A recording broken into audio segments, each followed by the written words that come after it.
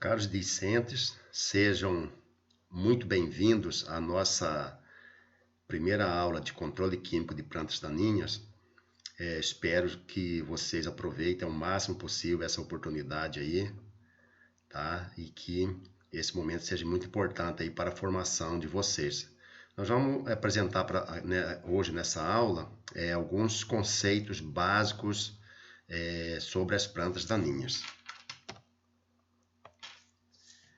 Hoje, a agricultura brasileira conta aí com extraordinários recursos tecnológicos, insumos modernos e de alta eficiência, possibilidade de atingir patamares altos de produtividade, consequentemente de produção. Tá? Temos hoje também uma grande preocupação com a utilização de sistemas de produção que utilizam menor quantidade de insumos e energia e possibilitam o maior retorno econômico. Então isso é muito importante, essa relação que custo-benefício, ou seja, você tem que otimizar o seu custo para possibilitar um retorno maior, tá? Ou seja, uma maior relação custo-benefício. Há também aí uma grande cobrança aí pela questão da sustentabilidade. Principalmente está, de vez em quando, aí acompanhando aí pela mídia, né? Tá? Essa cobrança aí hoje é muito grande. A questão da sustentabilidade, uso de produtos que impactam o mínimo possível o meio ambiente, né? Tá? E também essa produção de alimentos aí muito importante devido ao quê? Ao grande crescimento aí populacional a nível mundial. Então, vocês podem observar nesse gráfico aqui que até 2025, a previsão que a gente já tem aí no mundo 8,3 bilhões de habitantes, ou seja, 8 bilhões e 300 milhões de habitantes. Então, é muita gente, tá, para ser alimentada. E por isso que a gente tem que buscar aí cada vez mais uma eficiência cada vez maior nessa produção aí de alimentos, para estar alimentando aí essa grande quantidade aí de bocas, né? Então, os termos empregados na literatura brasileira quanto às plantas daninhas. Então, elas só encontrar aí nas literaturas aí, elas são chamadas de plantas invasoras, plantas daninhas, ervas daninhas, plantas ruderais, plantas silvestres ou mato ou inso. Tá? Então, então não há um consenso ainda de qual o melhor termo pode ser utilizado. Então, você vai encontrar na literatura aí todas essas denominações. Então, todos esses conceitos baseiam-se na sua indesejabilidade em relação a uma atitude humana, tá? Ou seja, as plantas daninhas, tá? Elas vão estar aí competindo com as nossas culturas. Então, o que é uma planta daninha? Então, nós temos aqui, pessoal, aqui duas fotos aqui, né? Do lado esquerdo aqui, temos aqui uma área aqui mais na frente aqui, com uma infestação grande de plantas daninhas, mais lá no fundo uma cultura. Aí mais uma outra foto aqui do lado direito, né? Então, esse aqui, pelo que aparenta aqui, é o quê? É um campo aí de pousio, né? Tá? É um campo de pousio que está aí com uma alta infestação de plantas daninhas. Isso aqui é indesejável também, por quê? Porque essas plantas daninhas aqui vão estar produzindo sementes, né? Que é extremamente indesejável. E quando nós entrarmos aqui, preparar essa área, entrarmos aí com a cultura, vai ocorrer o quê? Uma alta infestação de plantas daninhas. Então, isso aqui, o ideal é que isso aqui também não ocorra, tá? A gente tem que sempre manter essa área limpa ou com alguma cobertura vegetal que não produza sementes, né? Que não vai produzir sementes que venham infestar a nossa cultura assim que implantada, tá? Então, o que é uma planta daninha? É uma planta que ocorre onde não é desejada, planta fora de lugar, planta que interfere com o homem ou área de seu interesse. Então, ou seja, qualquer planta, seja cultivada ou silvestre, que vegeta em locais onde sua presença não é desejada. Então, isso é considerada o quê? Uma planta daninha, um indivíduo que é indesejado naquele lugar. Então, na verdade, é o homem quem decide se uma planta é ou não daninha. Então, o conceito, né, de planta infestante, então qualquer planta que isoladamente ou em grupo infesta um local, causando algum prejuízo ou inconveniência onde ocorre. Então, esse aqui é o conceito do Delber, né? Um grande estudioso aí das ciências das plantas daninhas, tá? Então, ele chama aí a planta daninha o quê? De planta infestante. Já o Lorenzi, né? Diz que planta daninha é o quê? É qualquer espécie que cresce onde não é desejada, tá? Então, está aqui plantas daninhas ocupando espaço nas lavouras, né? Certo? Uma grande infestação aqui de plantas daninhas, né? Nessas duas lavouras aqui, né? E isso é extremamente indesejável, isso que vai estar causando muito prejuízo aí, porque vai estar competindo aí com a cultura pelos elementos essenciais, né? CO2, luz, água, nutrientes, tá? Principalmente nutrientes, então isso aqui vai estar causando aí um prejuízo na produtividade.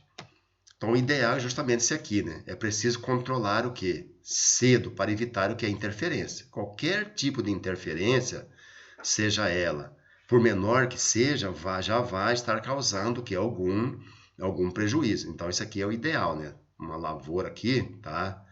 Totalmente isenta o quê? De pragas daninhas. Então, isso aqui não vai estar, essas pragas daninhas aqui, não, ou seja, não vai estar tendo nenhum prejuízo que poderia estar ocorrendo caso tivesse aqui uma infestação de pragas daninhas. Então, passar para vocês aqui um breve histórico aí da ciência das pragas daninhas, tá? Então, ou seja, bem no início aí do cultivo aí, né? Esse controle geralmente era feito que através de um arranquio manual. Geralmente era o quê? Culturas pequenas, mais agricultura de subsistência, né? Agricultura familiar, tá? A mão de obra utilizada era familiar. Na época também, tá? Não existia muitos recursos, principalmente o que de herbicidas para fazer esse controle. Então, o controle era feito de forma manual. O controle químico, ele surgiu aí um pouco antes aí do início do século XX. Então, vocês vejam que não é tão antigo, né, o uso aí de herbicida na agricultura. Então, por exemplo, em 1944, teve a descoberta das propriedades fitotóxicas do 2,4-D. Esse 2,4-D, ele é um produto aí muito utilizado para o controle de folhas largas, ou seja, ele não tem efeito nenhum sobre gramíneas, tá? Foi muito utilizado também na Guerra do Vietnã. O pessoal, eles usavam isso, o 2,4-D, tá? Que na época eles chamavam de agente laranja, né?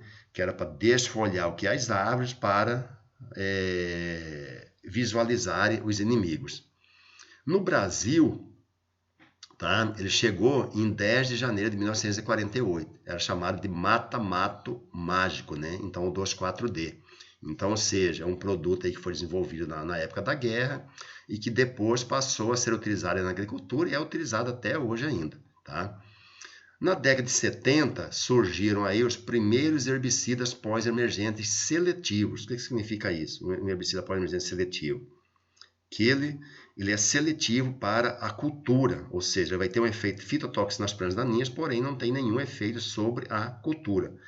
Pode ser também o quê? Um herbicida pós-emergência seletivo para as plantas daninhas também. Por exemplo, o 2,4-D, ele é seletivo para a gramínea. Por quê? Porque não controla a gramínea, ele não tem efeito nenhum sobre as gramíneas, ele controla somente folhas largas. Década de 80, surgiram aí os herbicidas, tá? De baixas doses, né?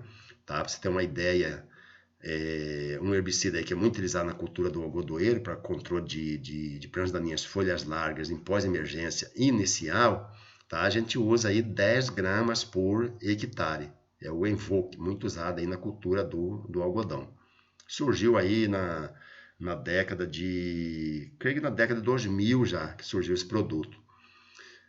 Em 2000, certo, surgiram aí os transgênicos, que sejam o que? As culturas resistentes a herbicida. Nesse caso aqui vamos tratar só dos transgênicos resistentes a herbicida. Nós temos aí hoje vários transgênicos no mercado, resistentes a pragas, resistentes a doenças, tá?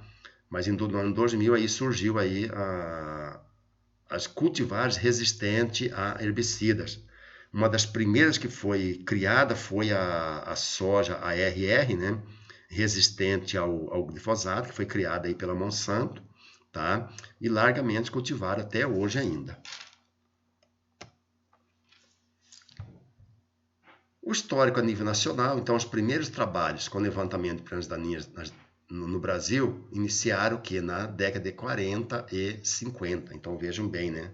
Estamos aí hoje, 2021, então não é tão antigo assim, né? Apenas 70 anos que esses estudos no Brasil começaram, estudos com pragas daninhas, né? Começaram no Brasil.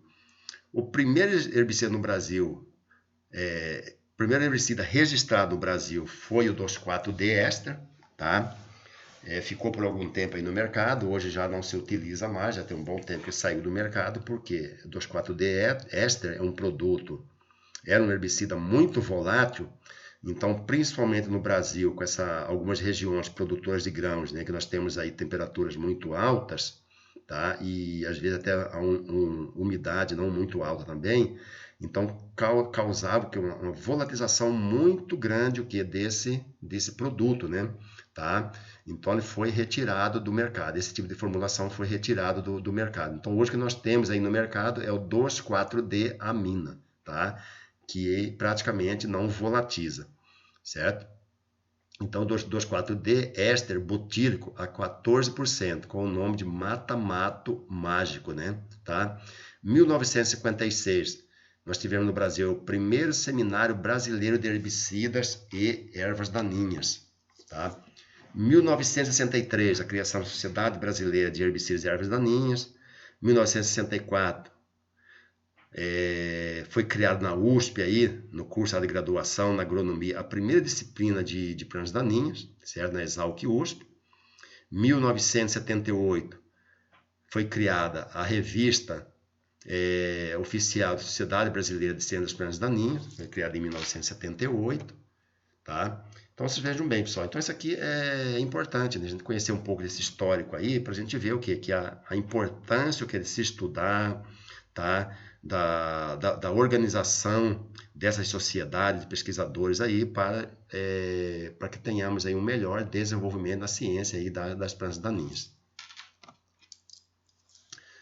A ciência das plantas daninhas é uma ciência interdisciplinar, ou seja, ela requer o conhecimento de várias outras áreas, tá? Que vamos ver mais para frente aí. Tem também uma necessidade de uma relação aí maior da área com os aspectos básicos da ecologia e biologia das plantas daninhas. O modelo da agricultura baseado no valor da produção foi apropriado, mas hoje a sociedade cobra uma agricultura sustentável. Mas tudo bem, nós tivemos aí uma grande evolução aí com os produtos, né? Hoje esses produtos, a maioria deles tem um impacto muito pequeno, tá? No meio ambiente, né? Garantindo essa maior sustentabilidade. Então aqui na questão da multidisciplinaridade, né? Então, ciência do estudo e manejo das plantas daninhas, então depende de todas as ciências, tá? Então aqui, ciências básicas, a bioquímica, física do solo, matemática, química do solo, ciências sociais, sociologia, economia, legislação, tá? Geralmente toda essa legislação relacionada com os agroquímicos, elas são elaboradas pelo Ministério da Agricultura, né, pelo MAPA. Temos aqui as ciências médicas, né, que vai estudar a questão aqui da prevenção, da segurança, da toxicologia, tá? Ou seja, um uso seguro desses agroquímicos, muito importante isso aqui. Vocês aí que logo em breve alguns vão estar aí no mercado, né, trabalhando aí nas propriedades aí, então tem que ficar muito atento com essa questão aqui da prevenção, da segurança, tá? Para estar protegendo aí os nossos trabalhadores. E é aquele velho ditado, né? Qualquer erro, qualquer problema de segurança aí, o técnico ali, o produtor, ele vai responder por isso, certo? Na década de 90, que o algodão, ele começou aqui no estado do Mato Grosso, né? Foi o boom aí da cultura do algodão, que acontecia? Os produtores, como nós tínhamos poucos herbicidas disponíveis para serem utilizados na cultura do algodão, então, em muitos casos, aí tinha que se fazer capina. Então, se contratava lá, tinha fazenda que contratava 500 pessoas lá para ir capinar, para capinar principalmente o que? Na linha, tá? Da cultura, que não tinha como passar herbicida, né? Tá? Para controlar aquelas ervas daninhas. Aí o que os produtores faziam? Para não serem, de repente, responsabilizados aí, juridicamente pelas leis trabalhistas, né? Os produtores contratavam o quê? Lá que chamavam de gato, né? Certo? E esse gato ia lá e contratava os trabalhadores, tá? Buscando o quê? Fugir dessa responsabilidade. Só que aí chegou um momento que o Ministério do Trabalho não queria nem saber. Ia lá e não queria nem saber quem contratou. Responsabilizava o produtor pelos trabalhadores que estavam lá, certo? Então tem que tomar muito cuidado com isso. Nós vamos dar uma aula sobre isso mais para o final, né? Que é a questão da a Instrução Normativa 31, né, que normatiza toda essa questão aí do uso e da aplicação de agroquímicos. Temos aqui também as ciências biológicas, a biotecnologia, a botânica, a fisiologia, a genética, as ciências ambientais, né, climatologia e ecologia, e principalmente, mais ligado diretamente aqui conosco, né, as ciências agronômicas, a entomologia, certo? Então, que relação que existe entre, por exemplo, os insetos e as plantas daninhas? Tá? Muitas plantas daninhas são hospedeiras de insetos, né? Que depois podem vir atacar as culturas, né? Fitopatologia, muitas plantas daninhas hospedeiras de patógenos e de doenças, né? Fitotecnia, tá? Que vai tratar toda essa questão aí do manejo, né? Do manejo da cultura, do manejo das plantas daninhas, mecânica, uso aí de equipamentos, a gente está fazendo aí a nossa pulverização, nossa aplicação em defensivos, né? Nematologia, questão do nematóide, então muitas espécies de plantas daninhas aí também hospedeiras de nematóides, e também os vírus, né? Certo? A virologia aí, muitas plantas também elas são hospedeiras de vírus que depois pode vir a atacar as culturas. Então, a questão da origem e evolução das plantas daninhas. Então, as plantas daninhas, na verdade, a sua existência remontam o quê? À antiguidade. Então, na verdade, é o seguinte, elas sempre existiram, né? Tá? Tornaram-se mais importantes, tá? De um determinado tempo para cá, com as grandes culturas, né? Áreas de muito grande, né? Certo? Ou seja, então essas plantas cultivadas, no início, elas viviam que no seu estado silvestre, né? Desenvolviam lentamente, possuíam agressividade, né? Sobreviviam nessas condições com grande facilidade, não sofriam prejuízo da concorrência, tá? Com o passar do tempo, devido ao melhoramento genético, né? Tá? Então, ou seja, com a interferência do homem nessas plantas, elas perderam o que? Essas características. Então, passaram o que? A se desenvolver mais rapidamente, né? Tá? Menos agressivas, ou seja, diminuiu essa agressividade. Tá? A sua capacidade de sobrevivência também, em condições adversas, também foi reduzida, né? Tá? E, consequentemente, elas passaram a sofrer o quê? Um efeito maior da concorrência, certo? Então, as plantas daninhas que na antiguidade não eram consideradas importantes, depois de um determinado tempo, devido à interferência do homem, do melhoramento genético, tá? Alterando ali as características das plantas cultivadas, essas plantas daninhas vieram a se tornar o que é muito importante. Por quê? Porque elas continuam no seu estado silvestre, né? Porém, as culturas, tá? Passaram por um processo de melhoramento, tornando-se menos competitivas, sofrendo mais com essa concorrência. Consequentemente, aí, podendo o que as plantas daninhas afetar aí diretamente o que na produtividade das culturas. Então, por isso que se requer todo esse cuidado aí do controle, para que não tenham essa interferência. Então, na verdade, né, as plantas daninhas surgiram o quê? Com o início das atividades agrícolas, tá? Principalmente as atividades agrícolas mais modernas, né? Tá? Ou seja, separando aí a separação o quê? Das plantas benéficas, que são as plantas cultivadas, das plantas maléficas, que são consideradas maléficas, que são as plantas daninhas, né? Certo? Então, ou seja, o homem criou as condições favoráveis para o desenvolvimento das plantas daninhas. Uma coisa também importante aqui hoje, né, além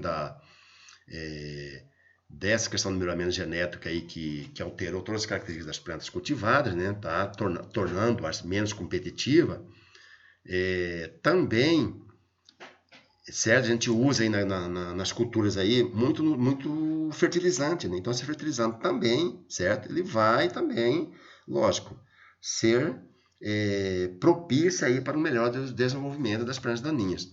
Então, ou seja, então o homem, na verdade, ele é o responsável pela evolução das plantas daninhas, tá? Ele é o responsável, certo? Mas as plantas daninhas, tá? Então, por exemplo, pode ter alguns aspectos positivos e negativos, né? Tá? Então, elas não devem ser vistas sempre somente como inimigas ou indesejáveis, tá? Muitas vezes, elas devem ser encaradas como aliadas. Então, por exemplo, características benéficas. Muitas plantas daninhas têm o quê? Alguns benefícios, tá? Temos aí vários estudos científicos mostrando isso, né? Tá? Primeiro aqui, por exemplo, aqui, ó, proteção do solo contra erosão. Então, um fator aí muito importante. Vocês vejam bem aqui, ó, duas áreas aqui, ó, solo totalmente descoberto, né? Olha só o processo erosivo, tá? Isso aqui é a camada mais fértil do nosso solo que está indo embora, tá? Está indo embora aí, está indo aí assorear os nossos rios, né? Certo? E, consequentemente, também a perda da camada mais fértil do solo. Nós temos aqui de repente teve aqui uma cultura aqui, foi realizada aí uma aplicação de algum agroquímico, tá? De algum produto químico aqui. Também vai estar contaminando o que? Os nossos cursos d'água, né? Tá? Lençol freático, certo? Então, a cobertura vegetal no solo é muito importante o quê? Para evitar o quê? Justamente esse processo aqui erosivo. Isso aqui, com certeza, vocês não estudaram ainda, vocês vão estudar aí na disciplina lá de manejo e conservação do solo, então vão estar estudando muito bem isso aí, tá? Como fazer para evitar isso. Então, as plantas daninhas, aspectos positivos, tá? Então, elas podem ser utilizadas o quê? Como cobertura morta, né? Que já colocamos ali anteriormente, que além de evitar erosão, você vê como uma barreira aí para a erosão, né? Também ela vai provocar o quê? Um menor aquecimento da superfície, certo? Devido a essa cobertura vegetal. Vai propiciar também o quê? Uma maior retenção de umidade. Por quê? Porque além de evitar a insolação, a incidência direta do sol no solo, também ela vai promover o quê? Uma melhor infiltração da água no solo, menor retenção, né? Vai também o quê? Estar aí propiciando ao solo um maior teor de matéria orgânica, tá? Por exemplo, as plantas daninhas, quando elas forem eliminadas, elas vão ficar na superfície do solo, elas vão se decompor e vai estar incorporando no solo ali, na camada mais superficial, né? Ou seja, a camada ali agricultável, a matéria orgânica. Muito importante também o quê? Para a reciclagem de nutrientes. Essas plantas daninhas, geralmente, elas têm o quê? Um sistema radicular bem profundo, geralmente muito mais profundo que o sistema radicular das culturas, né? Então, elas vão conseguir o quê? Retirar nutrientes que estão lá na camada mais profunda, vai incorporar na sua palhada. Assim que essa palhada se decompor, vai estar incorporando só também esses nutrientes. Ela pode ter também o quê? Um efeito alelopático. Esse efeito alelopático pode ser benéfico ou maléfico, pode ser um efeito positivo ou negativo, né? Tá? O que seria esse efeito alelopático? A maioria das espécies, elas liberam algumas substâncias, são chamadas de aleloquímicos, né? Tá? Que eles têm o efeito que antagônico a outras espécies, ou seja, eles prejudicam o desenvolvimento das outras espécies. Tá? Vai ter, ou seja, um efeito negativo. Agora, pode ser um efeito positivo também, né? Tá? Pode ser um efeito positivo também. Ou seja, depende se você tem ali uma espécie daninha que controla uma outra, tá? Depende, sei lá, uma espécie daninha de difícil controle. Então, isso aí pode ser um efeito positivo também. Importante também a fixação de nitrogênio, tá? Então, por exemplo, o nitrogênio do do ar, né, o nitrogênio atmosférico, ele é incorporado no solo, né, que ele está em forma gasosa, certo? Aí, por exemplo, ali em simbiose com o sistema radicular de algumas plantas daninhas, tal, esse nitrogênio, com algumas bactérias, né, esse nitrogênio ele vai ser quebrado, sendo liberado aí o nitrato, né, NO3, ou o amônio, né, e o amônio, tá, que é uma forma aí que vai ser absorvida pela cultura, então aumentando aí o teor de nitrogênio no solo. Elas podem ter uns efeitos meio que medicinais, né, por exemplo, a malva, ela tem um efeito medicinal anti-inflamatório, a carqueja é um excelente digestivo, tá? Algumas podem também ser usadas na culinária, né? Por exemplo, tem uma espécie de caruru, tá? Que ela pode ser o que?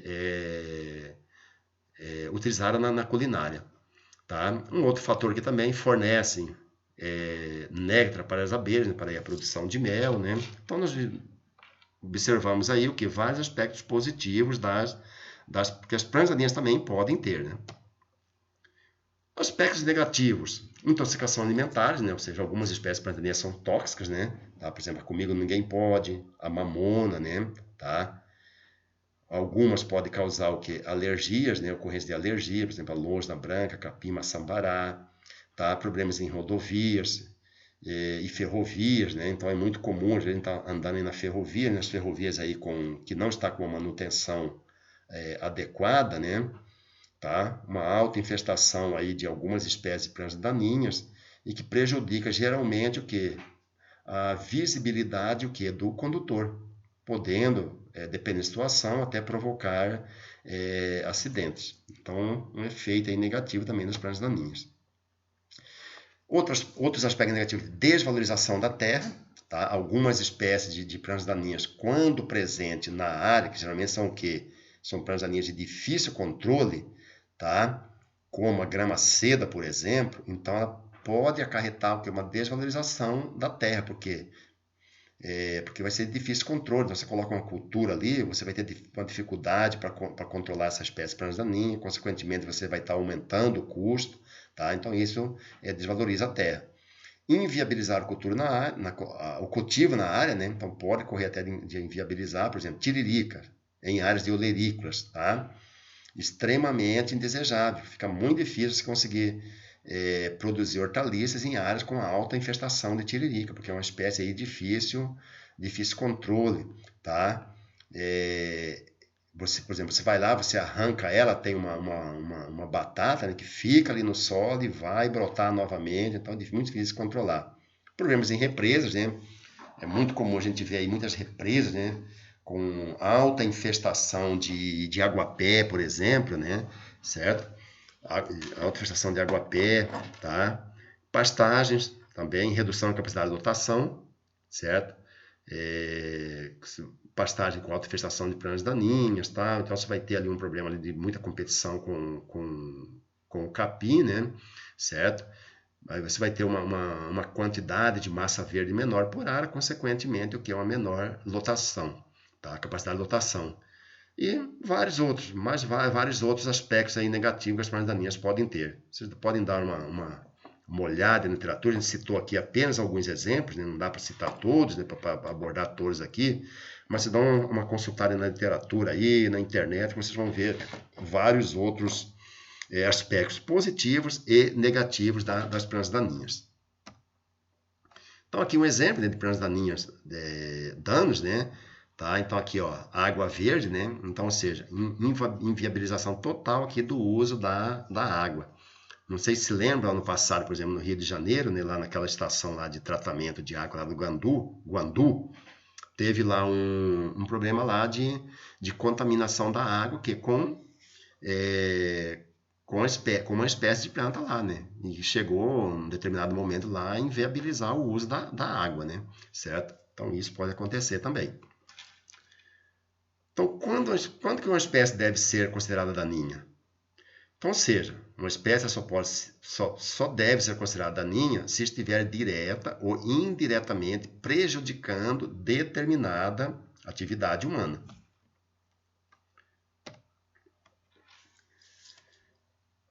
Então, aqui, maiores danos econômicos, né? Agricultura. Então, vocês vejam bem.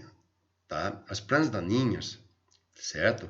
Ela pode causar um prejuízo em média aí de 30 a 40%, tá? E vejam bem, doenças, em média, causam um prejuízo de 12%, certo? Dependendo do grau de interferência, as pragas daninhas podem causar um prejuízo de até 90%, certo? Então, ou seja, dependendo da situação, pode comprometer totalmente o que é a sua lavoura, certo? Então, por isso a importância o que de se controlar, né? Controlar com eficácia e também o que no momento certo, tá? Para evitar o que é essa interferência, essa competição das pragas daninhas com a cultura. Então, tipos de perdas na agropecuária que podem ser causadas pelas pragas daninhas. Então, as perdas podem ser redução quantitativa da produção devido à competição, né? Tá? Contaminação de sementes, ou seja, condena lotes, né? Mais para frente vai mostrar algumas coisas para vocês aí, certo? Então, ou seja, talhões de produção que são destinados para a produção de sementes, o controle tanto de pragas, doenças e também de pragas daninhas são extremamente rigorosos. Por exemplo, tem espécies de pragas daninhas que se tiver uma semente no lote, já condena aquele lote de semente. E aí o prejuízo é muito grande. Por quê? Porque o custo de produção de uma cultura destinado à semente é muito alto, certo? É muito alto, porque requer cuidados muito rigorosos, né? Quanto ao controle de praga, controle de doenças, controle de pragas daninhas, certo? Então, se de repente acontece ali um caso ali de comprometer o que é aquele lote de semente ali, essa produção que deveria ser destinada a sementes, ser comercializada como grãos, o prejuízo vai ser muito grande. O prejuízo vai ser muito grande, tá? Resto de pragas daninhas também, tá? Tipos de perda, então, por exemplo, você pode ter o que resto de pragas daninhas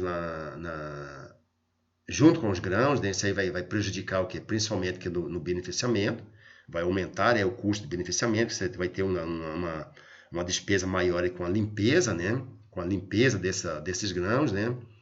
Aumenta o teor de umidade dos grãos, pode aumentar algumas espécies de pragas daninhas, tá?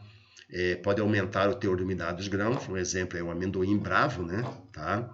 Ele tem uma folha um pouco assim suculenta, né? Então, por exemplo, presença dessa espécie de pragas daninha na lavoura por ocasião da colheita, então vai aumentar a umidade do grão.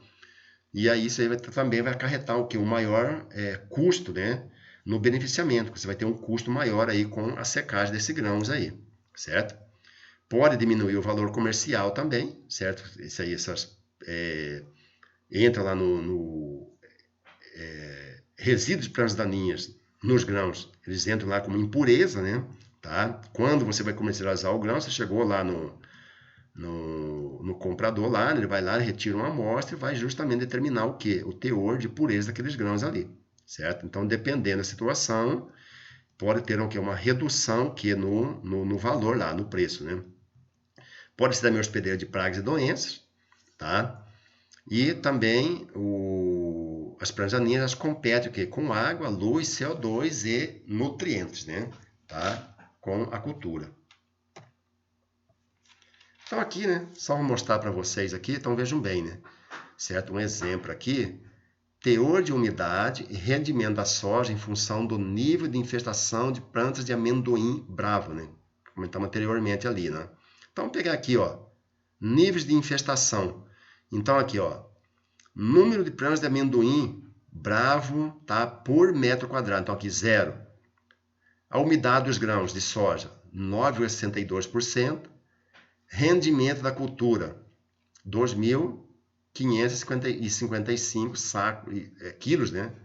2.555 quilos por hectare. Vai dar aproximadamente aí 53 sacos por hectare, né?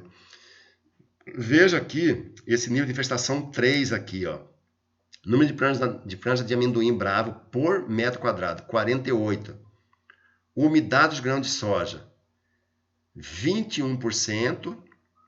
Rendimento da cultura, 1.678 quilos. aproximadamente aqui, que aí uns 25 sacos, mais ou menos, por hectare, e hoje, vejam bem, então uma redução de 52,3%, tá? Na produtividade, certo? Então, um valor muito alto. Então, isso aí mostra também, pessoal, a importância de se controlar bem as pragas daninhas numa lavoura. Redução na produtividade. Aqui um outro exemplo, né? Tá? Então, olha só. Redução na produtividade. A linha vermelha aqui, né?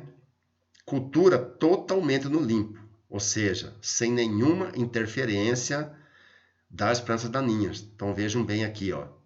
Produziu em média aqui, ó, mais ou menos aí em torno de 3.200, 3.250 sacos por hectare, quilos, né? Quilos por hectare. Cultura no mato, ou seja, controle, sem controle, com controle deficiente das plantas daninhas. Então vejam bem aqui, ó, produtividade, torna aí de 1.250 quilos por hectare. Tá? Então isso aqui mais uma vez mostra aí a importância de controlarmos essas plantas daninhas, a importância de se fazer um bom controle. Isso aqui, pessoal, é importante mostrar para vocês aqui a evolução dos métodos de controle de plantas daninhas, tá? Em percentagem, né? Nos Estados Unidos da América do Norte, tá? Comparando o tipo de energia empregada no controle de plantas daninhas, certo? No período aí de 1920 até 1990. Na verdade é o seguinte, está comparando o quê? Diferentes métodos de controle. Então, ou seja, vamos ver aqui, ó, 1920. Então, se utilizava para fazer o controle aí de plantas daninhas nas lavouras, 40% energia humana, capina, monda, né? Certo? Energia animal, 60%. Então, isso aqui geralmente era o quê? Tração animal, né? Então, 60%. Década de 40, ou seja, 1947, energia humana, já reduziu aqui para apenas 20%. Energia animal 10%, energia mecânica, ou seja, uso de trator, né? Aqui uso de grade, arado, né? Então já caiu aqui já subiu aqui para 70% do controle feito já por energia mecânica. 1975, energia humana ainda se utilizava aí 5%, né? Energia animal praticamente não se utilizava mais, né? Energia mecânica 40%. Energia química, ou seja, uso de herbicidas, 55%, tá? Década de 90, energia humana, menos de 1%, energia animal, também não se utilizava mais, praticamente não se utilizava mais, não chegou a ser significativo, né? Energia mecânica, trator, 24%, olha só, energia química, uso de herbicidas, 75%. Se nós formos pegar esses dados aqui no Brasil, tá? Com certeza, mais de 90% hoje, mais de 90%, 95% hoje do controle de plantas daninhas é feito o quê? Utilizando o quê? Herbicidas, certo? Então, hoje nós temos aí no mercado produtos excelentes, né? Temos muita opção de produtos excelentes no mercado. Então, hoje, praticamente, aí mais de 90%, 95% desse controle de plantas daninhas nas culturas é feito com o uso de herbicidas. É um assunto que nós vamos ver aí na aula mais para frente. Então, a interferência das plantas daninhas em culturas agrícolas pode ser o quê? Essas interferências podem ser de forma direta ou indiretas. Formas diretas, competição, né? Tá? Através da competição aí por água, luz, nutrientes, CO2, né? Interferência também direta, alelopatia, já comentamos aí na questão da liberação de aleloquímicos, né, que pode inibir, prejudicar o desenvolvimento da cultura. Então, algumas plantas daninhas podem liberar algumas substâncias, né, químicas que podem prejudicar o desenvolvimento da cultura. Tá? Tratos culturais e colheita. Tá? Então, como que seriam esses tratos culturais? Certo? Por exemplo, uma área com infestação de plantas daninhas, tá? Você vai fazer lá um trato cultural, por exemplo, um trato cultural, uma adubação de cobertura, tá? Então acontece o quê? essas plantas daninhas podem estar o quê? Se tiver planta daninha presente na área ali, ela vai estar absorvendo esses nutrientes, vai estar competindo diretamente com a cultura. Consequentemente, o quê? Uma interferência direta. Colheita. Já comentamos lá anteriormente, né? A questão que pode aumentar a umidade dos grãos, também prejudica muito na questão do rendimento da colheita, né? Presença de plantas daninhas na área por causa da colheita prejudica muito o rendimento, a colhedora vai ter que andar numa velocidade menor, tá? Geralmente causa muito problema de embuchamento, né? Tá? Então isso seria o que? Uma interferência direta.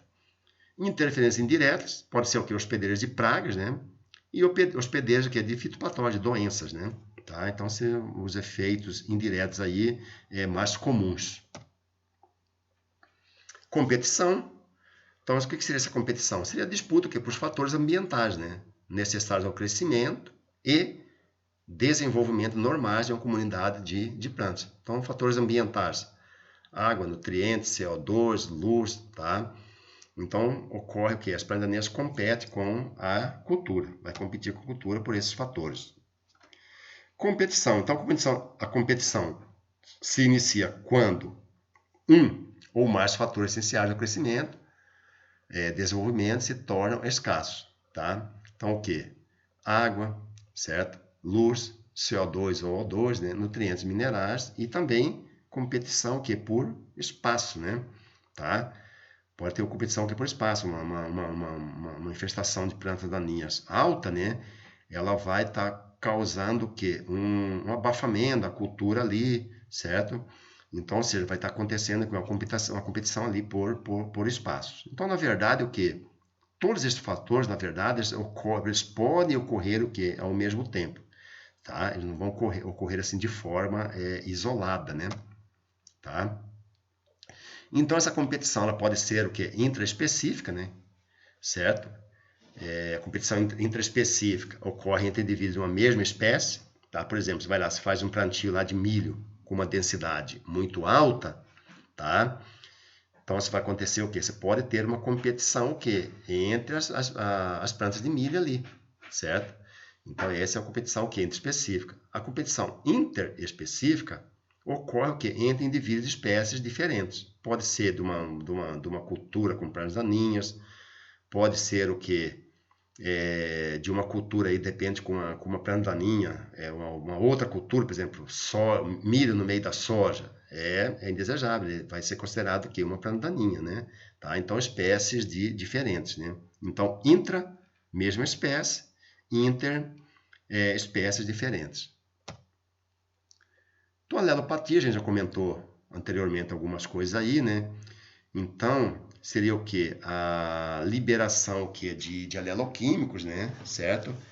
Que pode causar o quê? Uma interferência no crescimento e ou no desenvolvimento de uma planta, provocada por substâncias químicas denominadas aleloquímicos, produzidas e liberadas no meio por plantas da mesma espécie ou de outra espécie, tá?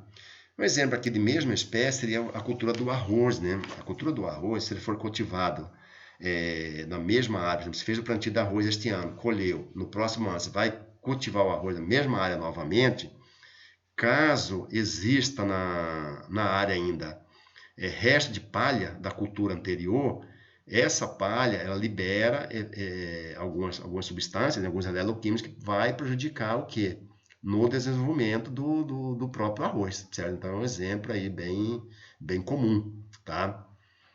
Então, quando essa alelopatia ocorre com a mesma espécie, então é um caso de autotoxicidade. Exemplo aí do arroz, né? Quando ela ocorre o quê? De uma espécie, tá? Ou seja, uma espécie para outras, diferentes espécies, né? Então é considerado o quê? Heterotoxicidade, certo? Então, no caso aqui, por exemplo, um efeito aqui de um caso de heterotoxicidade é o feijão de porco, tá? Geralmente a área que a gente faz o plantio de feijão de porco, tá? Não nasce nada no meio, tá? Então ele tem um efeito alelopático muito forte sobre outras espécies. Esse feijão de porco ele é muito usado aí para cobertura morta, então é uma leguminosa, certo? É muito usado para cobertura morta, é muito bom para aumentar o teor de nitrogênio no solo.